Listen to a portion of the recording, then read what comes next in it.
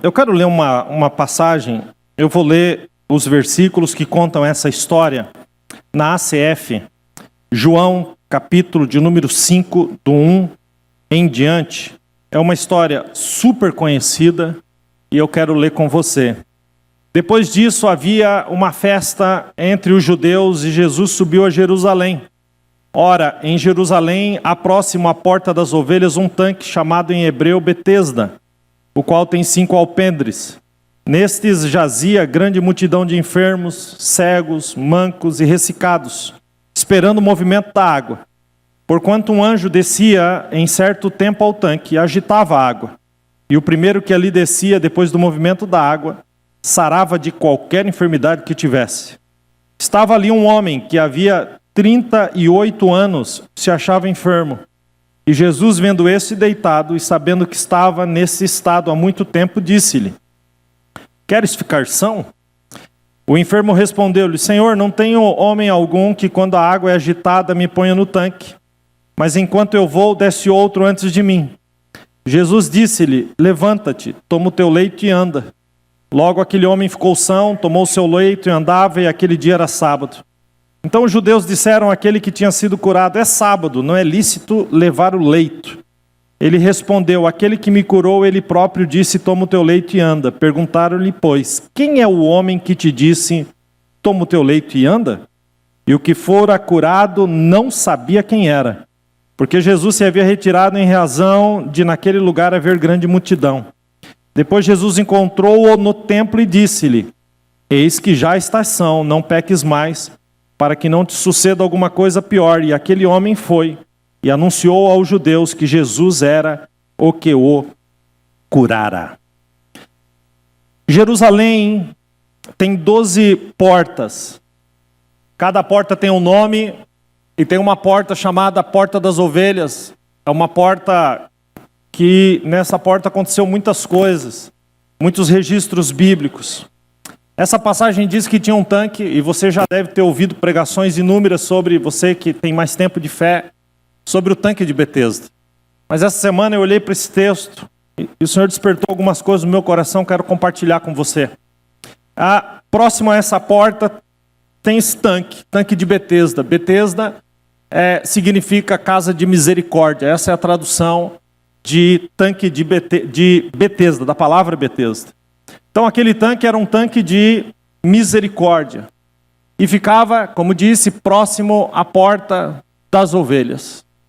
Por conta do tanque que tinha ali e por conta da liturgia que acontecia naquele tanque, de tempos em tempos, um anjo descia, se manifestava naquele lugar.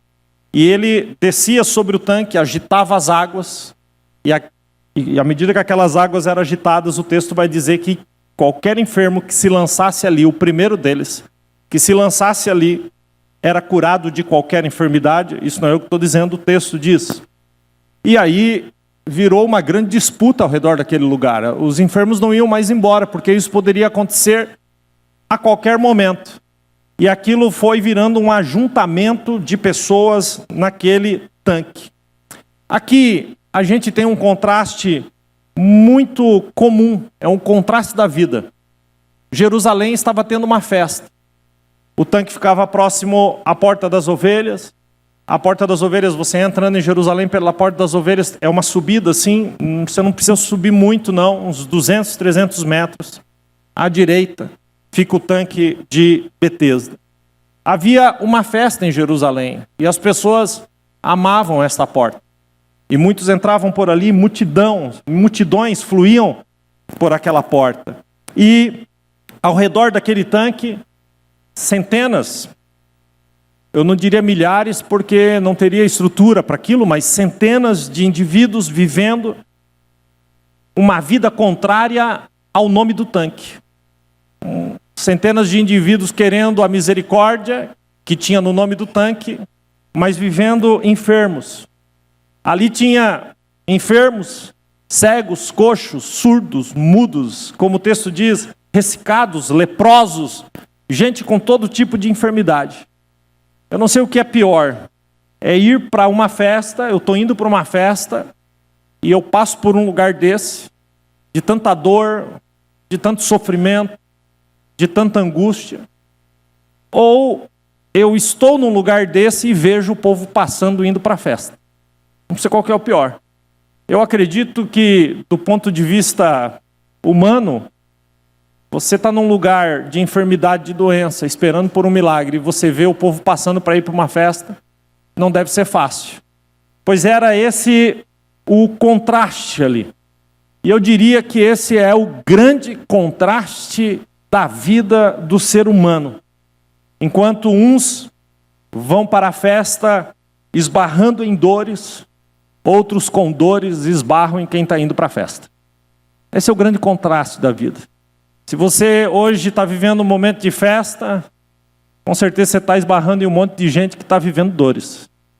Se você está vivendo dores, você sabe que você está esbarrando um monte de gente que está vivendo festa. Esse é o contraste da vida. Agora é interessante que quem está vivendo dores não vai ficar sempre nessa situação, e que está em festa também não. Às vezes os papéis se invertem e a gente precisa estar preparado, porque esses são os dilemas da vida. Eles estavam dentro de um ambiente de festa, mas com dor. Rodeados de festa, mas com dor. Quando a gente lê esse texto, a gente destaca algumas palavras: festa, Jerusalém, Betesda, porta das ovelhas. E agora quem entra pela porta das ovelhas é Jesus. Jesus está subindo para a festa, e no caminho, Jesus vai olhar à sua direita e vai ver o lugar das dores. Jesus está indo para a festa, mas a festa não comunica nada ao Senhor, porque o tipo de festa que agrada a Jesus é outro, gente.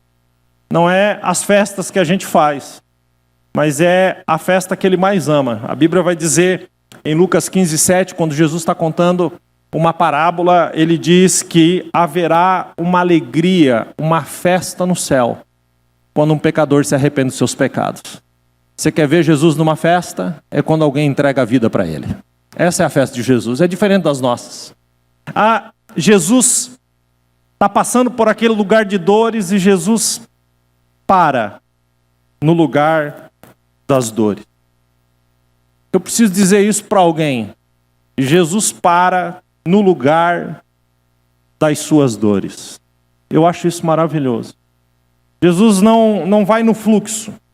Esse lugar das dores é aonde? Próximo à porta das ovelhas. Em João 10:2, Jesus diz assim: eu sou o pastor que entra pela porta, o pastor das ovelhas. O mesmo Jesus, em João 10:11, ele diz: eu sou o bom pastor, e o bom pastor dá sua vida pelas suas ovelhas. Todos que passavam por ali olhavam para aquelas pessoas ao redor daquele tanque e os consideravam moribundos, enfermos, amaldiçoados por causa da cultura da época. Mas quando Jesus olha para aquelas pessoas, Jesus vê as ovelhas. Sabe, eu preciso dizer isso para você: as tuas dores não mudam quem você é. Você é uma ovelha de Jesus. Eu tinha um pastor que dizia: você é uma ovelhinha preciosa de Jesus. Isso não muda, né? O que você está vivendo, o que a gente vive, não muda quem a gente é. E alguém precisa ouvir isso: os teus problemas não mudam quem você é. Você continua sendo uma ovelhinha de Jesus. Suas dores mais profundas, as mais fortes, as mais angustiantes, eu diria até que as mais legítimas, você pode estar enterrado nelas, mas Jesus continua sendo o seu pastor, e você continua sendo uma ovelhinha de Jesus. Jesus entrou naquele lugar, na casa de misericórdia, e apesar das muitas dores, a primeira coisa que Jesus tem no seu coração é dizer: eu sou o bom pastor, e o bom pastor dá a vida pelas ovelhas. Quem aqui está entendendo isso? Diga amém. Jesus para nesse lugar de grito, de dores, de gemidos, de lágrimas no travesseiro, dos questionamentos, dos porquês. Por que isso aconteceu? Por que isso está acontecendo? Jesus entra nesse lugar. Jesus para. Jesus podia ir para a festa, mas Jesus prefere ficar com aquelas ovelhas que estão vivendo um momento de dor. Jesus quer realizar alguma coisa naquele lugar. Sim, no caminho da festa, Jesus parou no lugar das ovelhas. Eu amo Jesus. Eu não sei se você ama Jesus, mas eu amo Jesus. Quando ele para naquele lugar, ele se depara com um homem. Danilo, vai colocando para mim aí. Pode deixar o versículo 5 agora. João 5, 5. Estava ali um homem que tinha 38 anos. Pode deixar o versículo. Que se achava enfermo. Escute, aquele homem não tinha 38 anos. Aquele homem tinha 38 anos só de enfermidade. A gente não sabe quantos anos esse homem tinha, mas 38 anos era de enfermidade. Eu posso localizar melhor você? É como se você estivesse enfermo desde 1986. Desde 1986 para 2024, dá 38 anos. Imagine você enfermo desde 1986. Muitos aqui nem nasceram nessa época. Eu estava lá. Amém? Quem mais estava lá em 86? Amém? Vocês estão tudo aí escondidinho no meio dos novos, né? Desde 1986. Para pensar o que é isso. 38 anos de enfermidade. Então Jesus chega aonde queria chegar. Tem um versículo que é o 6, que eu acho fantástico. Tem umas palavras no versículo 6. Fantástico. Diz assim: e Jesus vendo. Diga comigo, vendo. Vendo. Olha só. Este deitado e sabendo. Sabendo que estava nesse estado há muito tempo, disse-lhe: queres ficar são? Esse versículo me fala duas coisas a respeito de Jesus que eu acho maravilhosa. A primeira, ele vê. A segunda, ele sabe. Isso é tremendo. Senhor, eu estou vivendo a minha dor, a minha guerra, a minha luta. Só tu sabe. Olha para mim. Eu quero lhe dizer que Jesus não só está te vendo, como Jesus também sabe. Sabe exatamente o que você está passando. Ele olha e ele sabe. Ele sabe que aquele homem está ali há muito tempo. O homem não aguenta mais. Eu não sei, talvez no fim dos dias daquele homem. E no fim do tempo daquele homem, Jesus chegou. Jesus entrou dentro do tempo daquele homem. Sabe por quê? Porque Jesus vê. E porque Jesus sabe. Sabe, quando o salmista vai escrever o Salmo 139, 16, ele diz assim: os teus olhos viram o meu embrião. Todos os dias determinados para mim foram escritos no teu livro antes de que qualquer deles existisse. Jó, capítulo 28 e 24 diz: porque ele enxerga os confins da terra e vê tudo debaixo dos céus. O mesmo Jó 34, 21 diz: pois Deus vê o caminho dos homens e ele enxerga cada um dos seus passos. Salomão, escrevendo em Provérbios 15, 3, ele diz: os olhos do Senhor estão por toda a terra, observando os maus e os bons. Apocalipse capítulo 19, quando João tem uma visão do Cristo glorificado, no versículo 11, ele diz: eu vi os céus abertos e eis um cavalo branco, e o que estava sentado sobre ele chama-se fiel e verdadeiro, e julga e peleja com justiça, e os seus olhos são como chama de fogo. Deixa eu lhe dizer uma coisa: Jesus vê e Jesus sabe. Sabe, e isso não deveria soar como uma ameaça, mas deveria soar como uma palavra de conforto. Receba essa palavra: Jesus está vendo e Jesus sabe. Jesus sabe, gente. Ele vê e ele sabe. Ele chega para o moço e pergunta, eu estou chamando de moço aqui, mas já nem tanto assim, queres ficar são? Sinceramente, Jesus, isso é pergunta que se faça? Como assim? Se tu vê e se tu sabe, que pergunta é essa? Que pergunta é essa? É uma pergunta contraditória.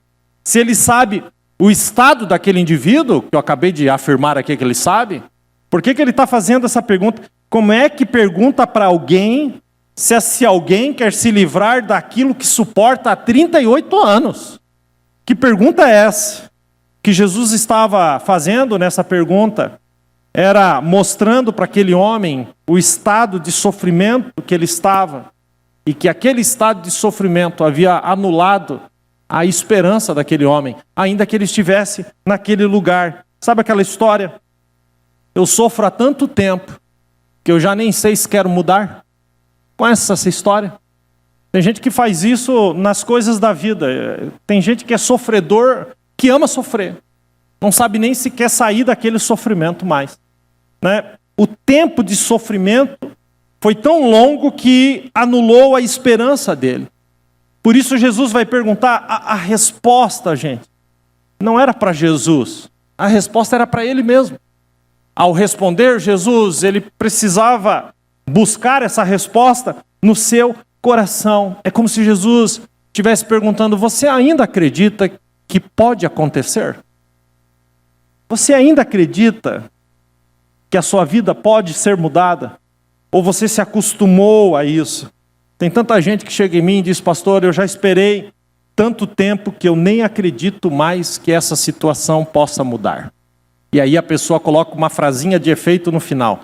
Só Deus. Quando a pessoa fala assim, só Deus, depois de uma frase dessa, é que ela acredita que nem Deus pode mudar. Ela coloca só para ficar mais bonita a frase. É quando chega num ponto que não acredita mais. Eu já me acostumei com a minha dor. Eu já me acostumei com o meu estado. Jesus faz uma pergunta, queres ficar são? O versículo 7 começa assim. O enfermo respondeu. Legal, né? O enfermo não tem esperança, mas tem resposta. Você conhece gente assim, não? Tem resposta para tudo, mas nas suas respostas nunca tem esperança. Tem resposta. Perguntou, ele responde, bate pronto. E às vezes é até boquinha dura. É brabinho, brabinha mesmo. Bate seco. Tem respostinha para tudo, só não tem esperança. Eu não acredito em mais nada. Mas se você me perguntar, se prepara. Sabe quando você faz uma pergunta para a pessoa e a pessoa te responde assim, você quer ouvir a resposta?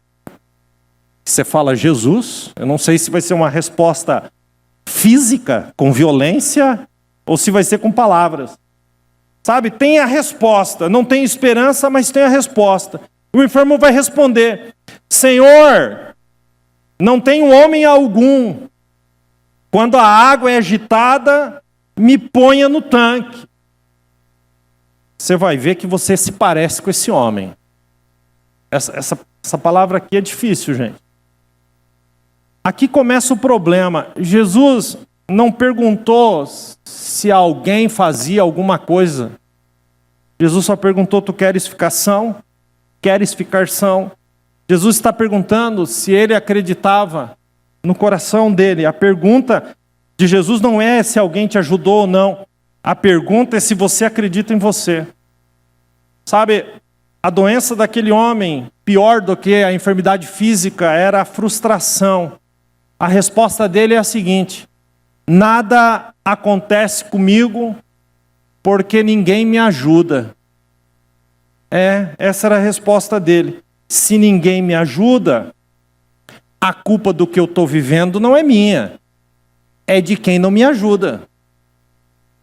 Você já viu essa frase em outro lugar? Não. Você já pensou nessa frase? Você já se colocou dentro desta frase?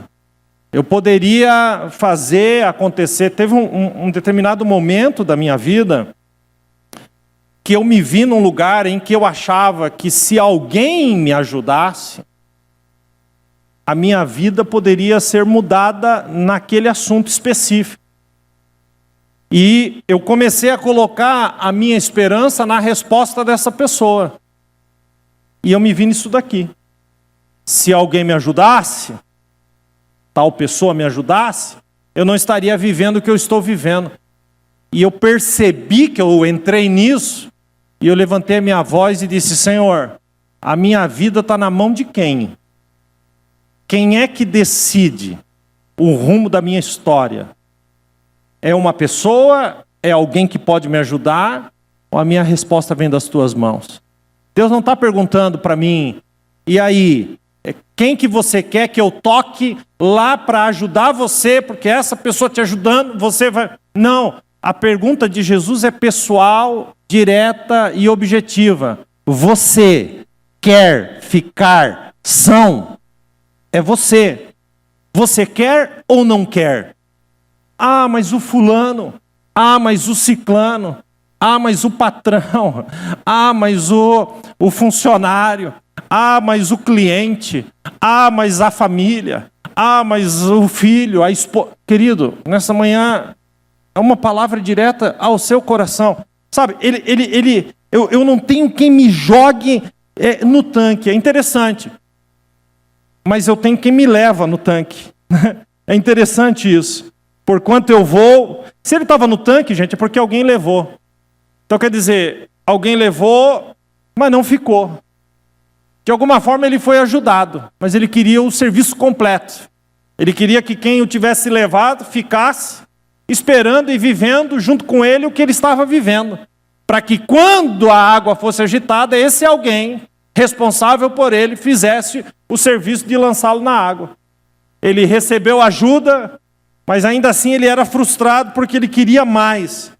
Agora é interessante a resposta dele, porque ele diz: Senhor, eu não tenho homem algum que quando a água é agitada me ponha no tanque. Escute, mas enquanto eu vou repetir isso, mas enquanto eu vou, outro desce antes de mim. É interessante, porque ele está dizendo: eu não tenho ninguém para me ajudar, mas quando ele não tem ninguém para ajudar, ele vai. Ele diz: ninguém me ajuda, mas quando eu vou, quer dizer, ainda assim existia um desejo dele de querer aquilo. A ausência de ajuda o empurrava a fazer algo, ainda que não dava resultado. Sabe, deixa eu te falar uma coisa: quando faltar alguém para te ajudar, peça a Deus que te dê força e faça você mesmo. Porque Deus ama essas coisas. Pastor, mas ele ia, mas não acontecia. Por quê? Porque enquanto ele se movimentava, ele reclamava. Ele reclamava de fulano, ele reclamava do ciclano, ele reclamava daquele que poderia ter ajudado ele, e nesse movimento de se arrastar e reclamar, vinha outro e bam, na frente dele. E ele perdia a bênção dele. É interessante porque nessa cena, ele está na casa de misericórdia, dando uma resposta para aquele que é a misericórdia. A própria misericórdia estava falando com ele. Não era um símbolo, gente. Era a própria misericórdia. 2 Crônicas 30, versículo 9. Porque o Senhor vosso Deus é misericórdia. Ele não tem, Ele é. O Senhor vosso Deus é misericórdia. O pastor da ovelha vai atrás daquele homem. Eu amo isso, porque quando eu leio o Salmo 23, o Senhor é o meu pastor. O que diz no último versículo, no 6? Certamente que a bondade e a misericórdia me seguirão todos os dias da minha vida. Sabe por que você está de pé aqui, nessa manhã? Porque a misericórdia está te acompanhando. Esse homem não sabia. Sabe que quem está perguntando para ele não é um tanque de água. Quem está conversando com ele é a fonte de água que jorra para a vida eterna. Ele não sabia. Quando a fonte chega, o tanque é anulado. Porque o tanque depende da fonte, logo a fonte é maior que o tanque. A fonte estava falando com ele, sabe? Se a minha... Redobre sua atenção. Se a minha expectativa está no tanque, eu dependo da liturgia do tanque. E a liturgia do tanque é de tempos em tempos. Desce um anjo, agita a água, pula o que primeiro pular é curado. A liturgia do tanque. Se eu dependo do tanque, eu tenho que esperar uma liturgia. Mas se eu dependo da fonte, ela jorra constantemente, em qualquer lugar, em qualquer momento, em qualquer situação, sobre qualquer dor, sobre qualquer desafio que eu esteja vivendo. Essa é a fonte. Quem está entendendo isso até aqui, diga amém. Jesus olha para ele e diz assim, porque o cara não me joga, o cara me trouxe, o cara não me jogou, o cara isso, o cara aquilo, sabe? Aqui tem uma liturgia, Senhor, é um jeito de acontecer. Aí a fonte fala para ele, versículo 8, então disse-lhe Jesus, levanta, toma o teu leito e anda. E você quase deu um glória a Deus, quase, veio assim para falar. Por isso eu vou ler de novo. Jesus disse-lhe, levanta-te, toma o teu leito e anda. Glória a Deus, glória a Deus. Levanta. Mas levanta. É que o tanque, não, é a fonte que está falando. A fonte não depende da liturgia do tanque. Fonte é fonte, tanque é tanque. Eu sou a fonte que sustenta o tanque. Toma o leito e anda. Como é que é? Toma o leito e anda. Chegou Deus na vida daquele homem. Por que, pastor, não aconteceu antes? Porque ele ficava se justificando. Ele ficava reclamando. Ele estava murmurando, frustrado consigo mesmo. Amando a sua própria dor. Jesus entra no tempo dele e diz, levanta. Há uma palavra, levanta. Há uma palavra, levanta. Alguém precisa muito ouvir isso nessa manhã.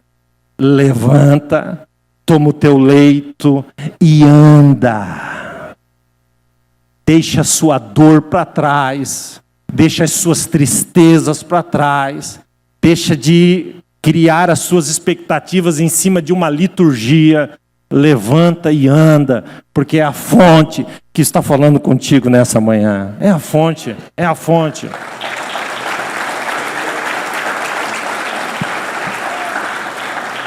Pastor, o que acontece? Vamos no 9.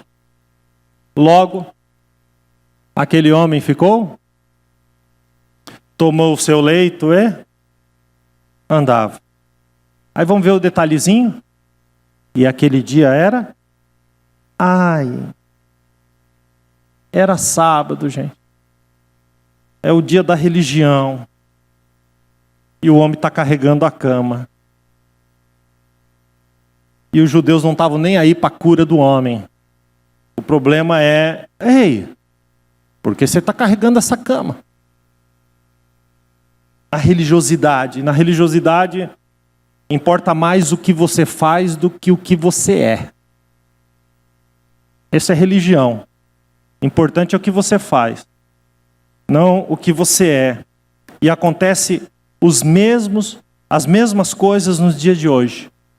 No versículo 11, aquele homem é interpelado por aqueles religiosos e ele vai responder, aquele que me curou. Ele próprio disse, toma o teu leito e anda.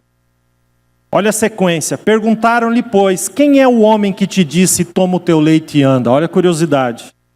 E o que fora curado, quero pegar só essa frase agora do 13. Do 13. E o que fora curado, vamos ler até o ponto e vírgula ali, vamos juntos? E o que fora curado não sabia quem era. Jesus fez o que fez. Conversou com ele, curou ele. Mas eu não sei quem é Jesus. Não sei quem foi. O que leva alguém a receber o que recebeu e não saber quem deu?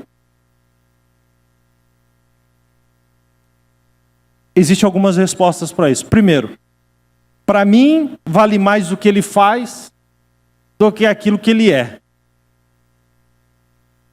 Toda vez que me relaciono somente com o Jesus que faz, nunca conheço o Jesus que é. Toda vez que você relaciona por aquilo que ele é, você será surpreendido por aquilo que ele faz. O maravilhoso aqui é saber quem ele é, mais do que aquilo que ele faz. A minha maior necessidade sempre será saber quem ele é. Conhecer Jesus mais e mais e mais profundamente. Esse homem recebeu o que queria, mas não se importou com quem fez. Todo mundo ali sabia quem era Jesus, tinha uma multidão, Jesus foi saindo. Era só ele ter perguntado, mas ele nem perguntou. Porque ele havia recebido o que ele queria. Ele estava tão empolgado com a bênção, que ele não se preocupou em saber quem é o abençoador. Sabe, deixa eu falar uma coisa, Jesus já fez uma porção de coisas na sua vida. Isso é tão verdade que você está aqui nessa manhã. Jesus fez uma porção de coisas, mas eu te pergunto, você sabe quem ele é? Essa é uma resposta. Gente, isso é muito triste. Eu recebi, mas não sei quem fez. Sabe, você veio atrás do que aqui hoje? Atrás do que ele faz ou atrás de quem ele é? Esse homem não sabia, o maior perigo do ser humano é querer mais o que ele faz do que quem ele é. Segunda coisa, o que acontece comigo, para eu não saber quem me dá a bênção, o que acontece comigo pode me distanciar daquele que é a fonte que me deu. Se eu sou movido, queridos, preste bem atenção nisso, se você é movido a resultado, o importante é o resultado. Então, logo que você recebe o resultado, você corre para longe, sem querer olhar para aquele que te fez alcançar esse resultado.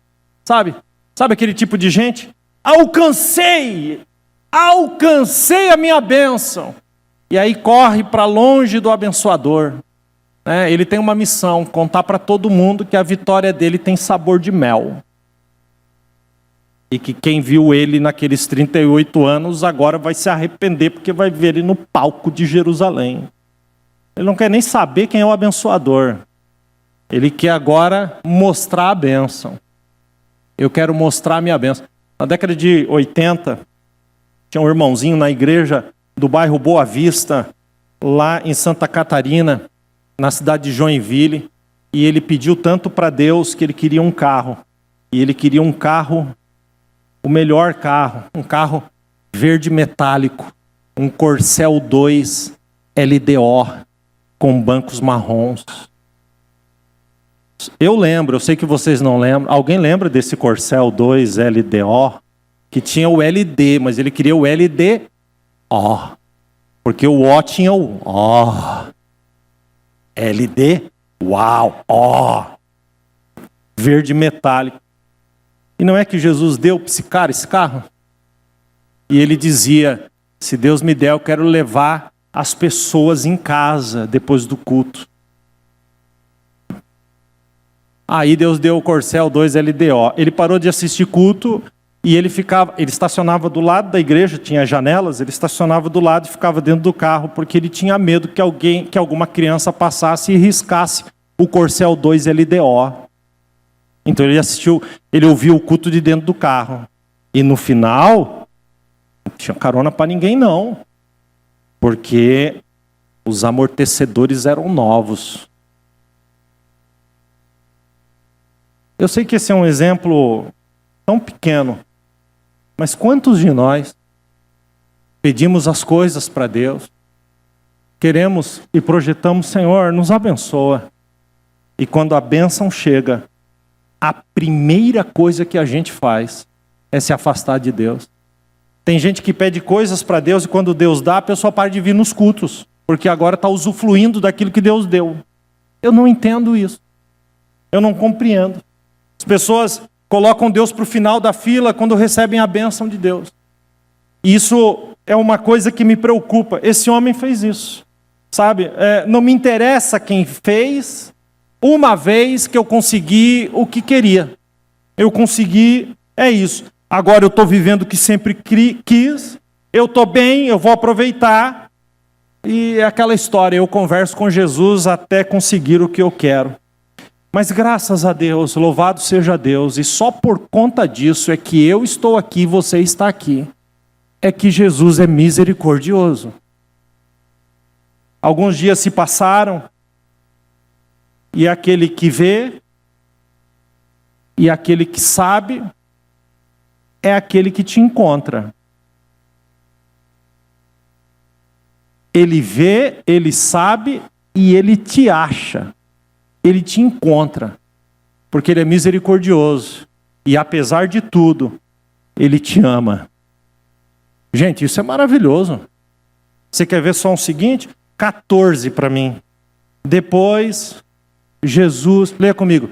Depois, Jesus, o que aconteceu? Encontrou-o no templo. Jesus te encontra. Eu posso dizer uma coisa? Jesus te encontrou aqui nessa manhã. E Jesus vai lhe dizer: eis que já está ação, não peques mais, para que não te suceda alguma coisa pior. Eu preciso lhe dizer uma coisa. A primeira parte dessa história acontece no tanque. A segunda parte acontece no templo. A relação de Jesus com aquele homem no tanque é uma. Redobre sua atenção.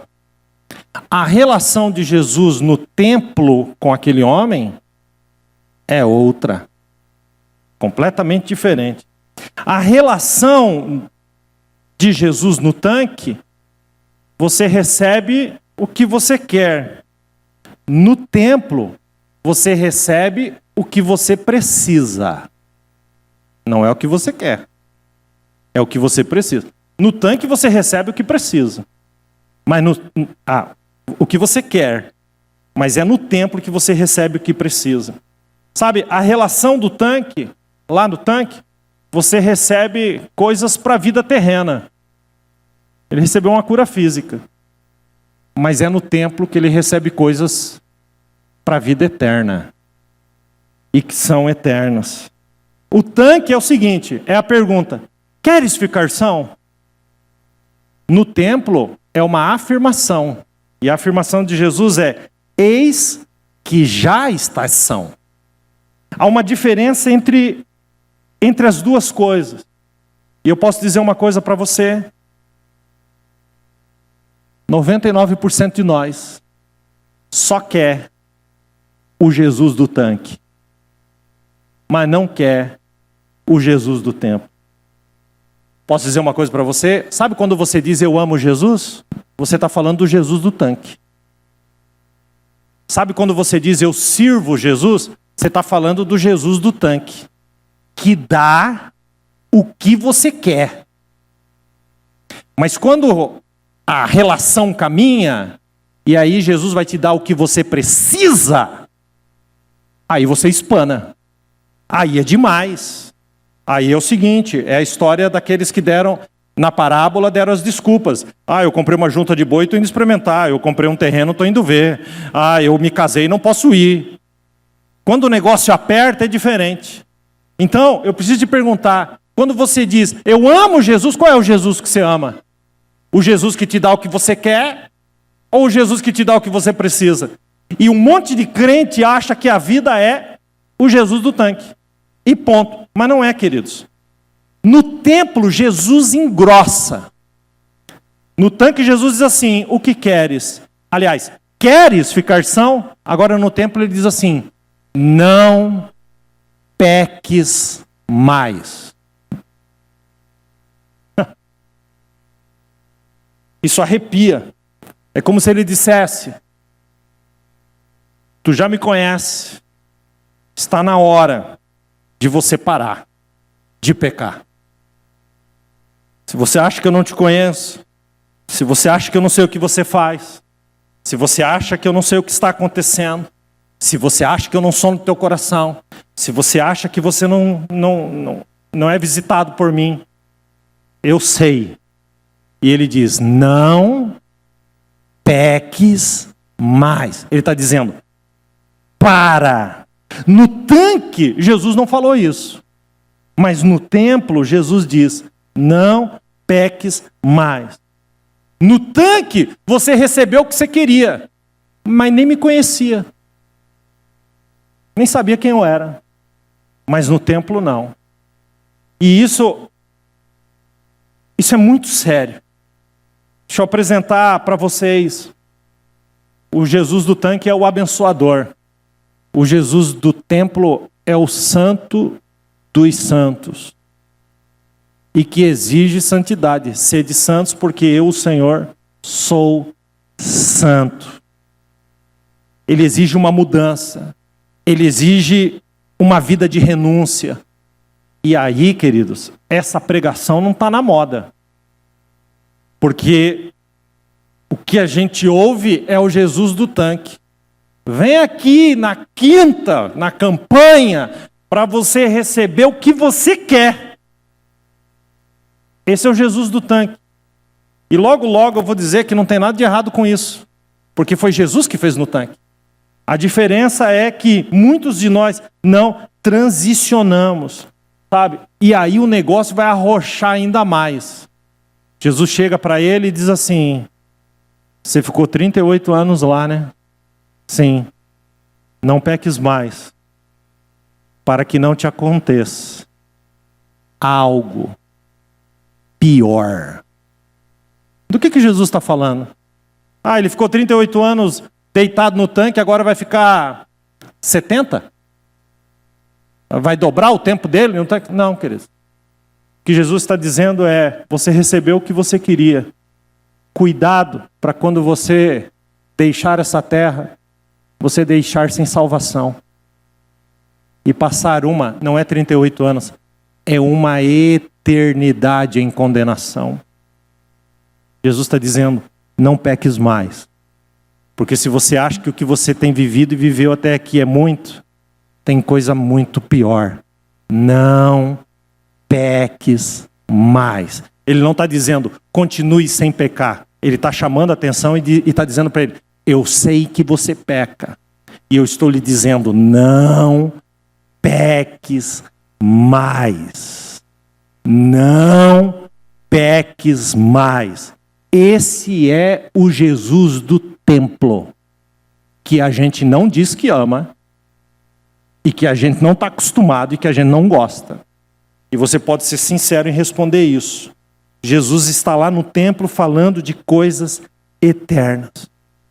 Aquele homem recebeu aquela palavra dura. Sabe o que você faz nessa manhã? Vai embora. E diz, não gostei da palavra do pastor, não volto mais, não gostei, não curti, eu quero um outro lugar aí, diferente. Está tudo certo. Até porque se você está vindo aqui por minha causa, você está equivocado. Você tem que estar vindo aqui, porque existe um aqui, e ele é o único aqui que deve ser adorado, cultuado, engrandecido, enaltecido, que é Jesus Cristo. Mas vamos ver qual foi a resposta daquele homem? O 15. E aquele homem foi e anunciou aos judeus que Jesus era o que o curara. Eu não conheci no tanque, mas eu conheci no templo. Agora eu sei quem ele é e eu posso falar dele. E eu quero que você aplaude esse Jesus nessa manhã.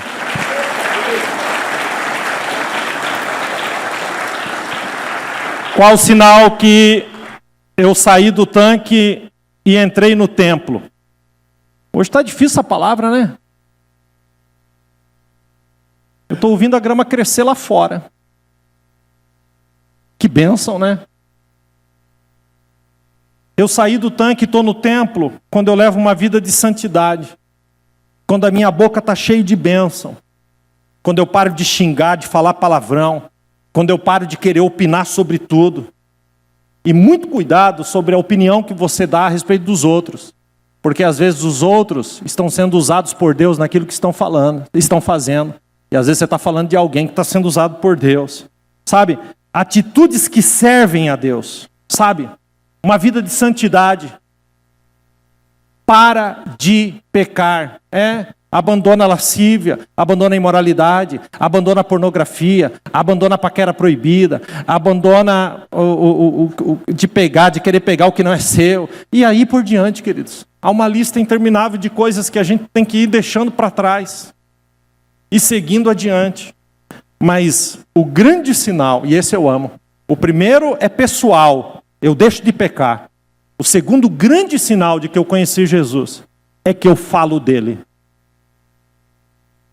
Ele foi anunciar quem era Jesus e que Jesus o curara.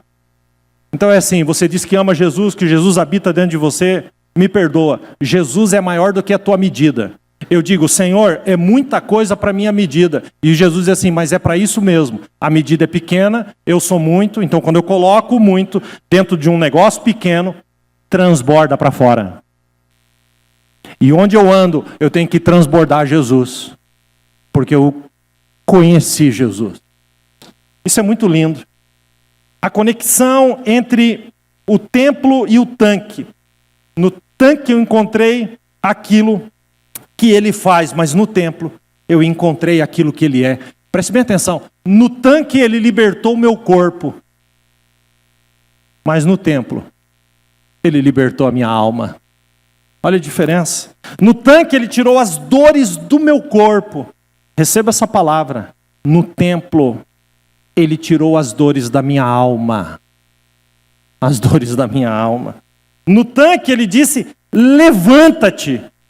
No templo, ele sentou-se para me dizer, não peques mais. Deixa eu falar com você. Não peques mais. Para. Sabe, eu preciso dizer uma coisa para você, saia do barco das pessoas que só querem palavras de bênção e vá para um lugar onde os teus pecados são confrontados, porque é isso que nós precisamos. Amém? Jesus é o Deus do tanque, Jesus é o Deus do templo, e está tudo certo. Você quer ver Jesus como o Deus do tanque? Ele diz assim em Mateus 11:28, vinde a mim, todos os que estáis cansados e oprimidos, e eu vos aliviarei. Olha o tanque. Mas para aí, gente. O que diz no 29 e 30? Olha o templo agora. Tomai sobre vós o meu jugo e aprendei de mim. Olha o templo. Olha o templo. Sabe, eu quero terminar com isso aqui. E eu quero que você preste muita atenção. Eu estou quase terminando. A fonte chega no templo. Preste bem atenção. E agora Jesus vai fazer algo precioso e maravilhoso. E agora eu quero que você redobre a sua atenção, porque eles vão começar a mexer aqui, vocês vão querer ficar olhando. Alguém já pensou qual que é o número mesmo da ficha do meu Kids? Que se o pastor disse que está acabando. Não pense em nada, preste atenção nisso aqui. Jesus vai chegar no templo. E agora Jesus vai convergir tudo nele. Jesus vai pegar o tanque e o templo e vai transformar numa única coisa. Jesus chega no templo, em João 7,37, e ele se levanta e ele diz assim, Jesus pôs-se em pé e clamou dizendo, se alguém tem sede, venha a mim e beba. Venha a quem? A mim e beba. Quando Jesus fala isso no templo, sabe o que acontece com o tanque de Betesda? O anjo nunca mais desceu lá. Nunca mais. Posso falar uma coisa para você? Eu tive no tanque de Betesda. E adivinha o que aconteceu? Nada. Absolutamente nada. O anjo não desce mais lá. Porque quando Jesus disse, quem tem sede, venha a mim, o tanque para. Você não precisa mais ir no tanque de Betesda. Jesus está dizendo, agora é comigo. Aí olha só. Ele pôs-se em pé, clamando e dizendo, se alguém tem sede, venha a mim e beba. Escute isso aqui agora. E quem crê em mim, como diz as Escrituras, templo. Não é crer em mim de acordo com aquilo que você pensa. É crer em mim de acordo com as Escrituras. Não é pela sua cabeça, não é pela sua percepção do que você acha que é, dos teus sentimentos, mas é de acordo com as Escrituras. Olha o tempo. Então Jesus, ele está pegando o tanque e ele está pegando o templo. Ele está falando, em mim você me conhece. Aliás, em mim você é abençoado. E eu sou conhecido de ti. Junto os dois. E agora eu consigo viver uma vida equilibrada. Porque mesmo recebendo as bênçãos de Deus, o mais importante é quem Ele é. E não aquilo que Ele me dá. Porque eu tenho os dois. Eu vou mais longe. Ele diz assim, que quem fizer isso, rios, como é que é o nome? Rios de água viva fluirão do seu interior. Ele não diz do meu, ele diz do seu. Sabe o que Jesus está dizendo aqui? O tanque e o templo tem que estar dentro de você. E quando os dois se juntam, o tanque vira rio, o templo vira rio. E é por isso que Paulo diz, vocês são o templo do quê? Do Espírito Santo. Aquele que conhece o abençoador e que recebe as bênçãos. Qual é o Jesus que você diz que ama? Quando junta, e eu vou terminar com essa frase, quando junta tanque e templo, vira fonte. Vira fonte. E tem uma porção de crente aí que não entende essas coisas. Jesus está te chamando. Jesus colocou dentro de você o tanque e o templo, para que você fosse uma fonte que jorrasse para a vida eterna. Olha o que Jesus disse para a mulher samaritana. Ah, se tu conhecesse. Ah, se tu conhecesse quem é que está te pedindo água. Ah, se tu conhecesse. Eu te daria uma água e você nunca mais teria sede. E uma fonte jorraria de dentro de ti para a vida eterna. Ah, se tu conhecesse. Quem é que fala contigo? Jesus do tanque? Ou Jesus do templo? Eu termino dizendo, os dois. Juntos. Se torna uma fonte que jorra para a vida eterna. Queridos, isso é tão precioso. Isso é tão lindo. Que eu estou falando aqui e o teu coração está aquecendo aí. Teu coração está aquecendo. Sabe por quê? Porque o mesmo Jesus que diz nessa manhã, queres ficar são? É o Jesus que diz, para de pecar. Para de pecar. Eu quero que você fique de pé.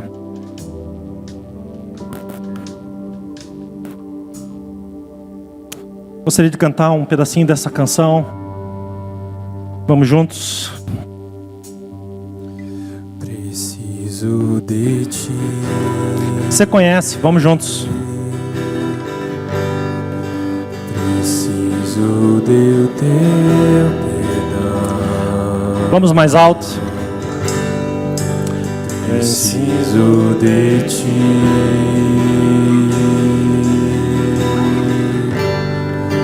Quebranta meu coração.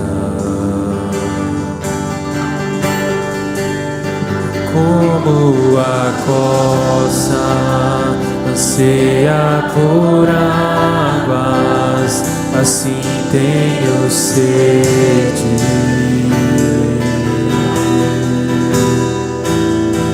Como terra seca, assim é minha alma, preciso de ti. Levante sua mão, vamos juntos. Distante de ti, Senhor, não posso viver, não vale a pena existir. Escuta o meu clamor, mais que o ar que eu respiro, preciso de ti.